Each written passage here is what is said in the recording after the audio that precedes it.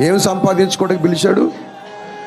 మనల్ని దేవుడు ఆశీర్వదించాలని అనుకున్నాడు. అందుకే మనల్ని దేవుడు తనలోనికి పిలిచాడు.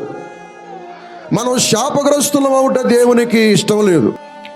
మనము కీడులో బ్రతుకుట దేవునికి ఇష్టం లేదు. మనము దినమెల్లా ఏడుస్తూ కూర్చోవటం దేవునికి ఇష్టం లేదు. మనం ఇబ్బందుల్లో కష్టాల్లో నలిగిపోవటం దేవునికి ఇష్టం లేదు. రోగాలలో అనేకమైన తలమునకలైన బాధల్లో కృంగిపోవుట దేవునికి ఇష్టం లేదు. మనం ఆశీర్వదించబడాలనేది దేవుని యొక్క ఉద్దేశం అంట మన పట్ల. అందుకే నేను మిమ్మల్ని నా మందిరములోకి తీసుకొచ్చా, రక్షణలోకి మిమ్మల్ని తీసుకొచ్చా. మరి ఏది ఆశీర్వాదం? వచ్చాం కదా, ఆ ఆశీర్వాదం ఏది? ఇన్నేళ్ళైంది దేవుళ్ళలోకి వచ్చి, ఎందుకని దేవుడు ఆశీర్వాదం ఇవ్వలేదు? మనకి ఇస్తానని చెప్పినాడు ఆయనే. మరి ఎందుకు ఇవ్వాల మనకి ఇప్పటి వరకు? నేను ఆశీర్వాదం ఇవ్వాలంటే నాలోకి వచ్చిన వాడు ఎలా బ్రతకాలో అది మీరు నేర్చుకోవాలి. దేవుళ్ళలోకి వచ్చిన బ్రతికే విధానం నేర్చుకోవాలి.